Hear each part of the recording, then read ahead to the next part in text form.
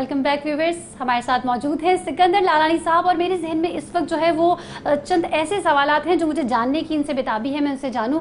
सिकंदर साहब, मुझे ये बताइएगा कि कुछ ऐसे भी मुल्क हैं जहाँ पे रहना नहीं पड़ता लेकिन वहाँ पे पासपोर्ट मिल जाता है, तो और बहुत से लोग जो हैं वो अपने मुल्क को छोड़ना नहीं चाहते या अपनी फैमिली को नहीं छोड़ना चाहते, तो वो कौन सा ऐसा मुल्क है जहाँ पे रहना भी नहीं पड़ता और पासपोर्ट मिल जाता है? जी देखिए, ये दो मुल्क हैं इस वक्त जो क्रेडिबल है, जिसके अंदर प्रोग्राम स्ट्रक्चर्ड है, कानून उसको बैकअप करता है। एक यूरोपियन यूनियन का मुल्क है बल्गेरिया, जिसके अंदर आप गवर्नमेंट के बॉन्ड्स खरीद लें। अच्छा। 5 लाख यूरो के 5 लाख यूरो के गवर्नमेंट के बॉन्ड्स खरीद लें तो आपको परमानेंट रेसिडेंसी दे देते हैं। ठीक है, और ये परमानेंट रेसिडेंसी आपको 9-10 महीने में मिल जाती है। जब परमानेंट रेसिडेंसी के 5 साल बाद बगैर रहे हुए वहाँ पर वो आपको पासपोर्ट दे देते हैं। ठीक है, तो ये, और बल्गेरिया यूरोपियन यूनियन का मेंबर स्टेट है, तो जब आप मेंबर स्टेट के सिटीजन बन जाते हैं तो फिर सिर्फ पासपोर्ट मिलने के बाद आप यूरोप के किसी भी मुल्क में रह सकते हैं। जाके इंग्लैंड में रह लें, जाके जर्मनी में रह लें, फ्रांस में रह लें, इटली में रह लें, आफ्टर पासपोर्ट मिलने के बाद। तो ये एक बहुत अच्छा, और पासपोर्ट 5 साल के बाद जो है 5 साल बाद मिलता है। लेकिन वो इतना अच्छा प्रोग्राम और इतना फेमस हो गया ये प्रोग्राम, काफ़ी बड़े बिजनेसमैन वो ये पासपोर्ट को अप्लाई कर रहे हैं। द रीज़न कि वो अपने कारोबार को नहीं छोड़ सकते हैं, बड़ी बड़ी फैक्ट्रीज अपनी होती हैं वो नहीं छोड़ पाते हैं, या फैमिली कमिटमेंट्स होते हैं उनके, तो वो एक ऑप्शन बाय करते हैं अपने लिए और अपनी फैमिली के लिए। तो ये बहुत फेमस हो गया यूरोपियन यूनियन का प्रोडक्ट। इसी तरह एक और मुल्क है जो सेंट किट्स एंड नेविस कहलाता है, कैरिबियन कंट्री है, वेस्ट इंडीज़ का मुल्क है, छोटा सा जजीरा है, जो क्वीन ऑफ इंग्लैंड, मतलब कॉमनवेल्थ कंट्री है और क्वीन ऑफ इंग्लैंड उनकी भी क्वीन है, आप समझ रही। तो वो मुल्क बिकॉज ऑफ कॉमन लॉ के अंदर है, कॉमनवेल्थ का मुल्क है, तो वो काफ़ी फेमस है। वहाँ पे आप जायदाद खरीद लें तो आपको पासपोर्ट मिल जाता है 6 से 8 महीने में। तो आप, और उस पासपोर्ट से आप तकरीबन 130 मुल्क ट्रैवल कर सकते हो विदाउट वीज़ा। उस 130 मुल्क में इंग्लैंड भी शामिल है, कनाडा भी शामिल है, उसके अंदर आपका पूरा यूरोपियन यूनियन शामिल है, 27 मुल्क शेंजन के सारे शामिल है, फार ईस्ट के साउथ कोरिया, हांगकांग, जापान, सारे मुल्क शामिल है। जो शामिल नहीं है उसमें यूएसए नहीं शामिल है, ऑस्ट्रेलिया, न्यूजीलैंड नहीं है, अरब कंट्रीज़ नहीं है। तो कीपिंग दैट ये बहुत पॉपुलर हो रहा है, क्योंकि कोई भी अपने लिए वीज़ा अप्लाई करता है, पासपोर्ट भेजता है तो 2 महीना लग जाता है। कनाडा को भेजा तो कहीं कहीं 3 महीने लगा देते हैं विजिट वीज़ा का। तो बिजनेसमैन के लिए वो बड़ी कोफ्त होती है, वो चाहता है मेरे तो कारोबार करना है, मुझे मीटिंग है फ्रैंकफर्ट में, मुझे तो भागना है, मुझे लंदन में वेट थोड़ी कर। तो फिर उसके बाद सेकंड पासपोर्ट होता है जिसपे वीज़े की ज़रूरत नहीं है, वो टिकट खाली लेता है और ट्रैवल कर जाता है। तो सेंट किट्स भी बड़ा फेमस है बिकॉज 6-8 महीने में आपको पासपोर्ट मिल जाता है। यूरोपियन यूनियन इसलिए ज़्यादा फेमस है कि भले 5 साल बाद पासपोर्ट मिलता है, लेकिन देन वो आप परमानेंट रिसाइड कर सकते हैं यूके में, जर्मनी में, फ्रांस में, जहां भी रहना चाहे। तो ये 2 प्रोडक्ट बहुत फेमस हो गए हैं और वो काफ़ी इंटरेस्ट डेवलप हो गया है दोनों प्रोडक्ट के ऊपर। अच्छा, ये जो इमिग्रेशन के हवाले से 1 अगस्त ये तो बहुत करीब है, तो फिर ये बंद हो जाएगी तो फिर क्या ऑप्शंस होंगे? और ये भी 1 अगस्त जो बंद हो रही है वो कैनेडियन इमिग्रेशन बंद हो रही है, मतलब वो कैनेडियन इमिग्रेशन का जो इन्वेस्टर प्रोग्राम है वो ख़त्म हो जाएगा और नया प्रोग्राम जो हम एक्सपेक्ट कर रहे हैं जनवरी 1, 2014 को आएगा, उसके थ्रेशोल्ड बढ़ जाएंगे, मतलब 40 करोड़ के असासे हो और तकरीबन 5-6 करोड़ रुपए की कॉस्ट हो जाएगी। तो इसके लिए ये ऑल्टरनेटिव जो दूसरे प्रोग्राम है, आपका सेंट किट्स का है, यूरोपियन यूनियन बल्गेरिया का है, वो बहुत आगे आ जाएगा, लोगों की अफोर्डेबिलिटी में आ जाएगा।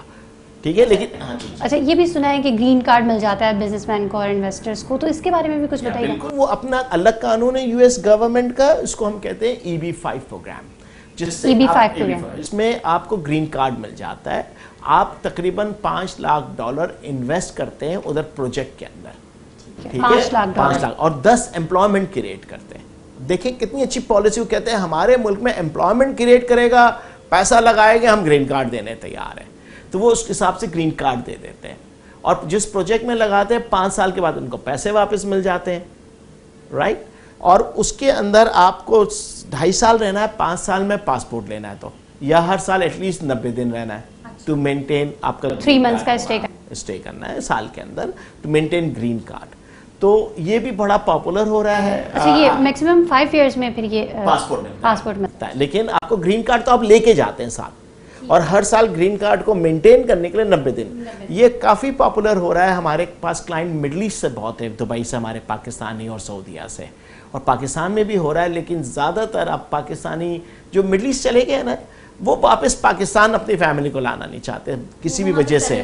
तो वो कहते हैं बच्चों को सेटल होना तो हम यूएस सेटल कर देते हैं उनको, तो उधर जाके पढ़े लिखे और ये ज़्यादा करियर बनाए। तो ग्रीन कार्ड बहुत पॉपुलर हो रहा है, एंड हम हेल्प कर रहे हैं। काफ़ी क्लाइंट्स की पिटीशन इन पाइपलाइन है। इसी तरह और प्रोग्राम्स हैं, मतलब आपको यूके का है। हाँ, यूके भी जो है वो काफ़ी लोग जा रहे हैं, तो इसका क्या कानून है बिजनेस के हवाले से? इस बारे में थोड़ा इसमें 2 प्रोग्राम है। एक तो है जो स्मॉल बिजनेसमैन के लिए, कि जो 3 करोड़ रुपया इन्वेस्ट करेगा यूके में, कारोबार शुरू करेगा और 2 को जॉब देगा, इसको हम कहते हैं एंटरप्रेन्योर प्रोग्राम, राइट।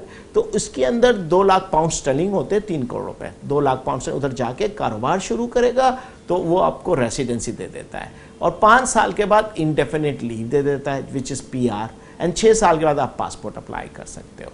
अच्छा, 6 साल के बाद आप पासपोर्ट अप्लाई, या जिसने अब छोटा कारोबार शुरू नहीं करना है, खाली रहना है उधर जाए, तो वो फिर 1 million pound sterling government bonds खरीदेगा, जो तकरीबन 15 करोड़ रुपए हो गए। 15 करोड़ के गवर्नमेंट के बॉन्ड्स खरीदेगा, उधर जाके फिर उस पर कंडीशन नहीं है कारोबार शुरू करने की, लेकिन रहने की कंडीशन वही है कि 5 साल रहेगा तो इंडेफिनिट लीव मिल जाएगी। तो ये काफ़ी प्रोग्राम्स है। हम क्लाइंट को, जब क्लाइंट आता है ना, तो क्लाइंट से हम उनके ऑब्जेक्टिव पूछते हैं। आपके ऑब्जेक्टिव क्या है, आपकी प्रेफरेंस क्या है, आप समझिए ना। तो ये कहता है मेरी प्रेफरेंस ये है, ऑब्जेक्टिव्स ये हैं, उसके हिसाब से हम उसको प्रोग्राम जो उसके रेफरेंस है उसके ऑप्शंस क्रिएट कर देते हैं कि आप देखें ये ऑप्शन है, सही, ठीक है, ये हो सकता है।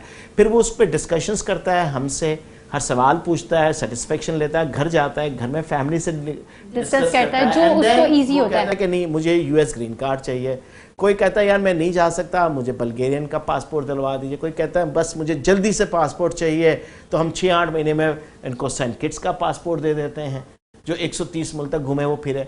तो ऑप्शंस बहुत सारे ऑप्शंस हैं। अब वो डिपेंड करता है क्लाइंट का खुद का ऑब्जेक्टिव क्या है, उसकी प्रेफरेंस क्या है। अब आपको कलर ब्राउन पसंद है, चॉकलेट कलर, आप चॉकलेट पहनेंगे, किसी को रेड। तो हर प्रोग्राम अपने हिसाब से अपने मेरिट पर है, सबके लिए इजी है, जो जिस प्रोग्राम को अवेल कर सकता है वो प्रोग्राम अवेल कर। बट अब ये हो गई ये बिग बिजनेसमैन और इन्वेस्टर्स बिजनेसमैन के लिए हो गई। जो बिजनेसमैन, छोटे बिजनेसमैन है जिसके पास 2-3 करोड़ रुपए हैं, तो वो इंग्लैंड भी जा सकता है, कनाडा का PNP प्रोग्राम भी देख सकता है।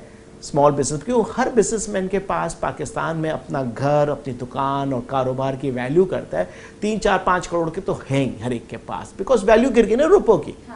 तो बेसिकली डॉलर टर्म्स में तो 4-5 लाख डॉलर के ही है ना उनके पास जी, लेकिन उनको अपॉर्चुनिटी है टू जाके सेटल हो जाए। और ये सबसे अच्छी अपॉर्चुनिटी है कि आपको वहाँ रहना भी ना पड़े और आप इमिग्रेशन के लिए अप्लाई करो। उसके लिए जरा थ्रेशोल्ड ज्यादा है, वो थ्रेशोल्ड ज़्यादा है। वो बड़े इन्वेस्टर्स, जो बड़े कारोबारी लोग हैं, जो अपनी फैक्ट्रियां नहीं छोड़ पा रहे हैं, अपना कारोबार नहीं छोड़, वो बड़ा वो उसको उनके लिए तो मूव होना वैसे भी इजी नहीं है ना, जब यहाँ पे उनका इतना बिजनेस है, तो ये उन्हीं के लिए फायदेमंद है। जिनके छोटे छोटे कारोबार हैं वो तो चलो फिर मूव कर सकते हैं, वहाँ पे एक नया स्टार्ट ले सकते हैं। जी जी। अच्छा, अगर स्टूडेंट्स की बात की जाए तो स्टूडेंट्स के हवाले से आपके पास क्या प्लान है? अगर कोई स्टूडेंट स्टडी के लिए जाना चाहता है तो वो क्या प्रोसेस होगा उसका? स्टूडेंट्स के लिए तो बहुत अच्छा हो गया कनाडा ने, specially the government of Canada ने तो इतना अच्छा कर दिया है कि जो स्टूडेंट कैनेडियन यूनिवर्सिटी में दाखिला लेता है और ये प्रूव कर देता है कि उसके पास इतने रिसोर्सेज है फाइनेंशियल कि वो अपनी डिग्री कंप्लीट कर सकता है। अंडरग्रेड डिग्री 4 साल की है, मास्टर डिग्री 2 साल की है। जब उनको ये दो चीज़ होती है, और तीसरी चीज़ ये होती है कि इंटेंट टू रिटर्न बैक, एक इंटेंशन होता है कि मैं अपनी पढ़ाई करके वापस आऊँगा। हाउएवर कानून आगे और बहुत कुछ है। एक मरतबा कनाडा चले जाते हैं और वो वहाँ पे कनाडा में अपनी डिग्री ले लेते हैं तो उनको वर्क परमिट गवर्नमेंट दे देती है 3 साल का, ऑफिशियली ओपन वर्क परमिट की। आपको अब 3 साल आप इधर काम करें कनाडा में, खुशी रहे, कोई आपके ऊपर जाती नहीं है, जिसको ज्वाइन करना है ज्वाइन करें। आपने जब 3 साल काम किया और 3 साल में 1 साल या 2 साल काम करने के बाद आप फिर एप्लीकेशन डाल सकते हैं परमानेंट रेसिडेंसी की अंडर कैनेडियन एक्सपीरियंस क्लास। तो वो सारे बच्चे अब कैनेडियन एक्सपीरियंस क्लास, हुकूमत कनाडा ने पॉलिसी शिफ्ट की है। वो चाहते हैं हम स्टूडेंट्स को वर्क परमिट दें, उनको कैनेडियन एक्सपीरियंस दें, फिर उनको अपने रेसिडेंट बना दें और सिटीजन बना दें। जो डायरेक्टली लेते थे ना इमिग्रेंट्स, वो कम करते जा रहे हैं और स्टूडेंट से कन्वर्जन ले रहे हैं। स्टडी भी करें, फिर अपनी स्टडी कंप्लीट करके डिग्री लेकर फिर वहां पर जो है आप काम कर लें और फिर उसमें स्टे और आगे रहने का भी स्टे है। बिल्कुल, परमानेंट रेसिडेंसी ले लें। ये एक्सीलेंट प्रोग्राम है for from the Canadian come students के लिए। इसी तरह स्टूडेंट ज़ाहिर है यूके भी जा सकता है, स्टूडेंट यूएसए भी जा सकता है, लेकिन यूके और यूएसए जाना उसमें आप कन्वर्जन इनटू रेसिडेंसी मुश्किल होती है। जैसे यूएसए में आप स्टूडेंट गए, स्टूडेंट के बाद आपको H1B मिल गया, वर्क परमिट मिल गया, लेकिन उसमें आपको एम्प्लॉयर ज़रूरी है, मिल गया तो फिर H1B के बेसिस पे ग्रीन कार्ड भी जा सकता है एप्लीकेशन। तो वो ज़रा, लेकिन वो थोड़ा रिस्ट्रिक्टिव लॉ है। Canadian law is very lenient law, sort of it open है कि इंटेंट ही यही है कि इन बच्चों को इधर ही रोक लेना है।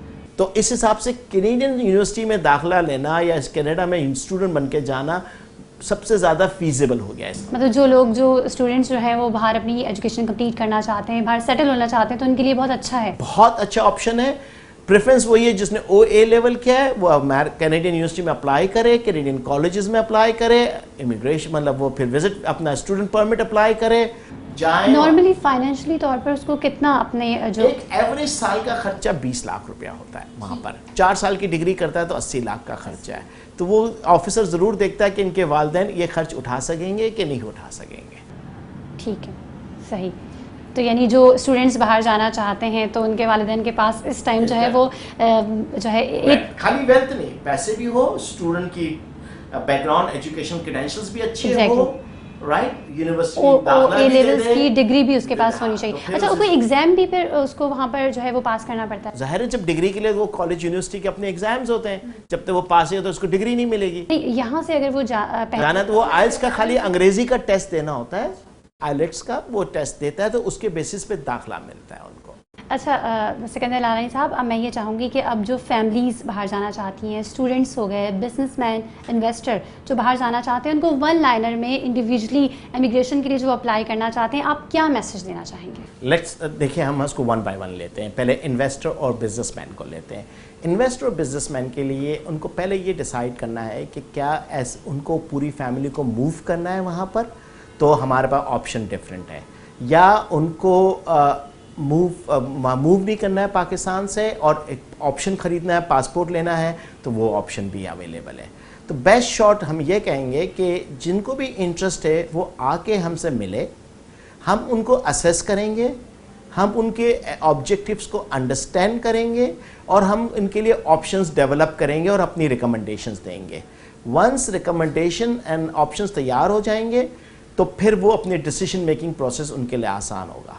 बॉटम लाइन ये होता है कि वो आए, एक मरतबा मिले, अपने ऑब्जेक्टिव बताएं हमें, हम उसके बेसिस पे ऑप्शन अरेंज करके देंगे। इसी तरह से स्टूडेंट्स के ऊपर भी, तो स्टूडेंट्स का ये है कि जब तक स्टूडेंट्स ने आइल्स का टेस्ट नहीं दिया है और अपने क्रेडेंशियल्स एजुकेशनल जो उन्होंने A लेवल किया है, तो A लेवल करने के बाद वो अपने दाखिला की एप्लीकेशन दे दे। वंस दाखिला इनको मिल जाता है तो वो आए, फिर हम इनकी इमिग्रेशन इनकी स्टूडेंट परमिट की एप्लीकेशन डाल देंगे। तो उस वक्त वो जब दाखिला लेकर आ जाए हम उसको देख लेते हैं। बहुत से स्टूडेंट्स चाहते हैं वो खुद से अप्लाई करें और रिफ्यूज़ हो जाते हैं, अंडरस्टैंडिंग। हम रिफ्यूज़ल एप्लीकेशन को भी रिव्यू करते हैं, हम वीज़ा ऑफिसर के नोट्स मंगा के उसको पढ़ते हैं, फिर एडवाइस करते हैं कि क्या हम इसको चैलेंज कर सकते हैं उस डिसीजन को और री एप्लीकेशन डाल सकते हैं कि नहीं डाल सकते। इसी तरह से इसके अलावा जो फैमिलीज़ है, जो स्मॉल बिजनेसमैन फैमिलीज़ है, उनके लिए ये है कि आपको कारोबार करना है, कौन से मुल्क में रहना है, कनाडा में रहना है, तो बहुत सारे प्रोविंसेस इनवाइट करती है। प्रिंस एडवर्ड आइलैंड है, मैनिटोबा है, सस्केचुन है, ब्रिटिश कोलंबिया है। वहाँ पे हम देखकर आपकी एप्लीकेशन और आपके असेट्स को देखते हुए, आपके एक्सपीरियंस को देखते हुए आपको हम रिकमेंडेशन देते हैं कि ये आपके लिए एलिजिबिलिटी है और आप यहाँ अप्लाई कर सकते हैं। फॉर प्रोफेशनल्स इस वक्त सिर्फ क्वेबेक गवर्नमेंट स्किल वर्कर को ले रही है। जैसे मैंने अपने इंटरव्यू में बताया, 35 साल तक है पेरेंट्स, मतलब बच्चे 2 हो कम से कम, मास्टर डिग्री हो, तो हम इसको एवेल्युएट कर सकते हैं। यस, यूके के भी ऑप्शंस हैं, बल्गेरिया के ऑप्शन है, सेंट किट्स के ऑप्शन है। हम चाहते हैं एक मरतबा आ जाएं, डिस्कस कर लें हमसे। फर्स्ट मीटिंग में हम किसी से चार्ज नहीं करते हैं। हमारी मैम सेल्स टीम, हमारे कंसल्टेंट्स बैठे हुए हैं, they will first do the first screening. उसके बाद जब जो है सेकंड अपॉइंटमेंट मेरे साथ होता है, मैं उनसे मिलता हूँ, डिस्कस करता हूँ and we move forward from there. I hope हमने आपको अच्छा एक्सप्लेन कर पाए हैं। बहुत शुक्रिया सिकंदर लालनी साहब कि आपने अपना कीमती टाइम हमें दिया, और जो बिजनेसमैन हैं, इन्वेस्टर्स हैं और जो फैमिलीज़ हैं, उनको यकीनन जो है वो आपकी गुफ्तगू से, आपने जो इन्फॉर्मेशन दी उससे काफ़ी फ़ायदा हुआ होगा। मेरी तरफ से भी शुक्रिया आपका, एंड व्यूअर्स को भी शुक्रिया कि they have listen to us. और उन कोशिश यही होनी चाहिए मीडिया की कि हम राइट इंफॉर्मेशन पहुँचाएं, लोगों तक पब्लिक तक पहुँचाएं, सो दैट वो अपना राइट डिसीजन ले जाएं। आपके पहले सवाल पर आऊँगा कि वो मिसगाइड बाद में ना हो। तो इस हिसाब से media is doing the good job, and thanks to Star Asia News, and look forward more with the Star Asia News. बहुत शुक्रिया। स्टार एशिया न्यूज़ से दीजिए असफ़ फैसल को इजाज़त, फिर किसी प्रोग्राम में मिलेंगे, तब तक के लिए अल्लाह हाफ़िज़।